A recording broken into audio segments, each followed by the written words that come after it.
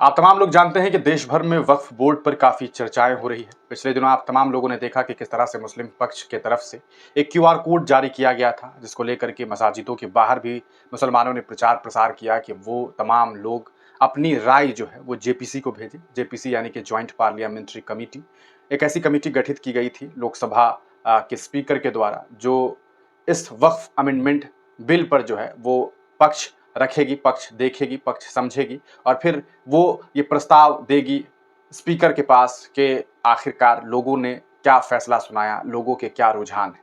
आप तमाम लोग जानते हैं कि प्रधानमंत्री नरेंद्र मोदी की नेतृत्व वाली सरकार ने पिछले दिनों लोकसभा के अंदर वक्फ अमेंडमेंट बिल जो है पेश किया था, लेकिन वो बिल जो है वो पास नहीं हो सका। विपक्षी दलों ने उस बिल का विरोध किया, ये कहते हुए कि ये बिल सीधे तौर पर मुसलमानों के हक और हुकूक को छीनने की एक कोशिश है। सीधे तौर पर अगर आप इस बिल के बारे में समझने की कोशिश करें तो इस बिल के अंदर जो वक्फ बोर्ड है, उस पहले जो पुराना कानून है उसके अंदर लगभग 4 दर्जन से ज़्यादा, या यूँ कहिए 40 से ज़्यादा तरमीम, यानी कि 40 से ज़्यादा अमेंडमेंट है। उसमें जो सबसे बड़ी तरमीम, जो सबसे बड़ा अमेंडमेंट देखने को मिल रहा है वो ये कि वक्फ बोर्ड में नॉन मुस्लिम मेंबरान भी जो है वो शामिल हो सकेंगे, यानी कि एक नॉन मुस्लिम भी उस वक्फ बोर्ड का मेंबर हो सकेगा, जिसमें मुसलमानों के अलावा किसी दूसरे धर्म के लोगों का कोई काम ही नहीं। यानी कि अगर राम मंदिर ट्रस्ट है तो उसमें मुसलमान रह करके क्या करेगा, क्योंकि मामला मंदिर का है और मंदिर से मुसलमानों का दीनी एतबार से कोई लेना देना नहीं हो सकता है। तो फिर उसके साथ क्या मामला हो सकता है? ऐसे में चूंकि ये मामला दीनी है, तो ऐसे में वक्फ का मामला सीधे तौर पर मुसलमानों से जुड़ा हुआ है। वक्फ की ज़मीन अल्लाह के राह में दी गई हुई ज़मीनें हैं, जो आज से पहले मुसलमानों ने जो है लोगों की भलाई के लिए, अपनी कौम व मिल्लत की भलाई के लिए दान दिया अल्लाह के नाम पर, और आज भी मुसलमान ऐसा कर रहे हैं। तो वो ज़मीन जो लोगों की भलाई के लिए, मुसलमानों की भलाई के लिए, कब्रिस्तान के लिए, ईदगाह के लिए, खानकाहों के लिए, मज़ारों के लिए दी गई, अब उस ज़मीन पर कोई सरकार खुद कैसे कब्जा कर सकती है? कलेक्टर साहब क्यों फैसला लेंगे ज़मीन पर? तो इन तमाम मुद्दों को लेकर के विरोध प्रदर्शन हुआ एक तरह से, और वो बिल जो है वो रिजेक्ट हो गया। इसके बाद जेपीसी गठित की गई। जेपीसी इस पूरे मामले पर जो है अपना पक्ष जो है वो देने वाली है। उससे पहले 18 तारीख, 19 तारीख और 20 तारीख को एक अहम मीटिंग हुई। 18 तारीख को माइनॉरिटी अफेयर्स के मिनिस्टर किरेन रिजिजू ने जो है इस पूरे मामले पर अपनी बात रखी। सीधे तौर पर वो गवर्नमेंट के व्यक्ति हैं, तो वो उस पक्ष में है कि वक्फ बिल जो है वो पास होनी चाहिए।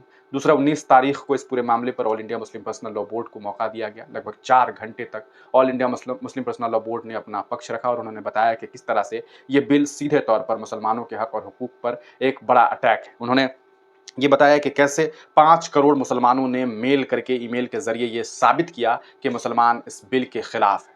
कई ऐसे भी मुसलमान हैं जिन्होंने मेल किया और उनका मेल फ़ेल हो गया। हो सकता था कि अगर वो तमाम लोगों का मेल जो है इस तरह जेपीसी तक पहुँच जाता तो ये आंकड़े और भी कई बड़े हो सकते थे। शायद वो 5 करोड़ के अलावा 6 करोड़ हो सकता था, 7 करोड़ हो सकता था। इसके अलावा आपको बता दें कि इस पूरे मामले को लेकर के अब जो खबर सामने आ रही है वो ये कि अब चूँकि 4-5 घंटे तक जो है all India Muslim personal law board ने अपना पक्ष रखा और बेहद ही मजबूत पक्ष रखा है कि नहीं साहब, ऐसा है कि ये बिल पास नहीं होना चाहिए।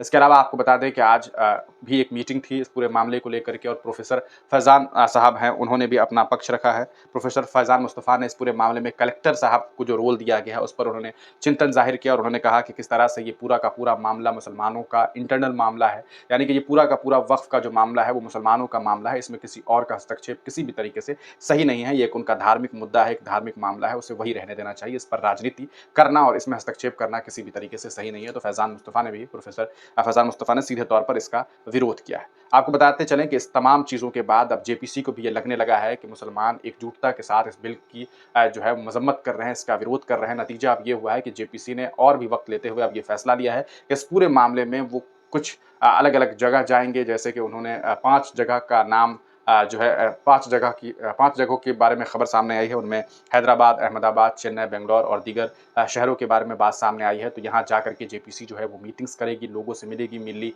तंजीमों से मिलेगी और उसके बाद बड़े फैसले लिए जाएँगे, उनकी दलीलें सुनी जाएँगी, उनका पक्ष सुना जाएगा। तो ये उम्मीद जताई जा रही है कि ये जो बिल है वो किसी भी तरीके से कानून जो है वो अब नहीं बनेगा। इसके चांसेस ज़्यादा देखने को मिल रहे हैं। हालाँकि सरकार में भारतीय जनता पार्टी है, आगे क्या कुछ इस पूरे मामले पर बातें सामने आती है वो तो वक्त बताएगा। हम इस पूरे मामले को लेकर के तमाम जानकारी आप तक पहुंचाते रहेंगे। आप हमारे चैनल को ज़रूर सब्सक्राइब कर लीजिएगा। चैनल पर नए हैं तो सब्सक्राइब कर लें, और अगर नए नहीं हैं तो अपने साथियों तक साझा करें ताकि वो भी चैनल सब्सक्राइब कर सकें। आप तमाम लोगों का वीडियो देखने के लिए बहुत बहुत शुक्रिया।